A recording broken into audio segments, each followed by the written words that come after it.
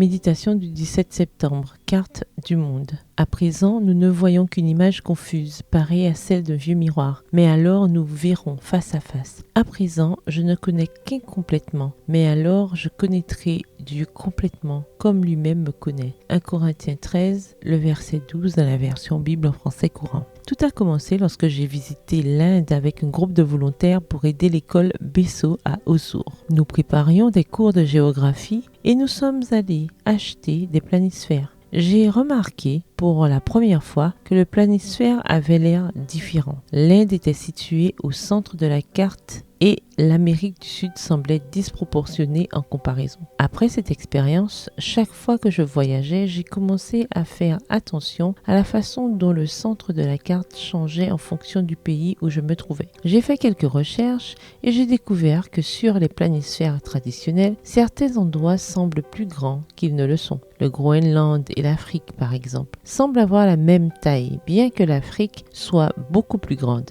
Cette distorsion est en partie due au défi que représente la projection d'une planète sphérique sur une carte plate, comme si on épluchait une orange et qu'on essayait d'aplatir la peau. Elle est également due à l'utilisation de critères eurocentriques et colonialistes. En conséquence, beaucoup d'entre nous ont une image du monde qui n'est pas réelle. Une amie m'a montré la carte du monde de Carl Peters, qui projette les pays en fonction de leur taille réelle. C'était surprenant de voir cela pour la première fois. Et cela m'a fait penser au nombre de fois où je crois comprendre quelque chose, alors qu'en réalité, je n'en ai qu'une image déformée. Combien de fois me suis-je placé au centre de la carte de la vie, ignorant la dimension du peuple de Dieu, simplement parce qu'il transcende ma compréhension et ma vision du monde. Ma vie ne tourne pas seulement autour de moi, elle ne tourne même pas fondamentalement autour de moi. Les choses qui m'arrivent, que je ne peux pas comprendre, font partie d'une histoire bien plus grande. Mais si je les regarde à travers ma vision égocentrée,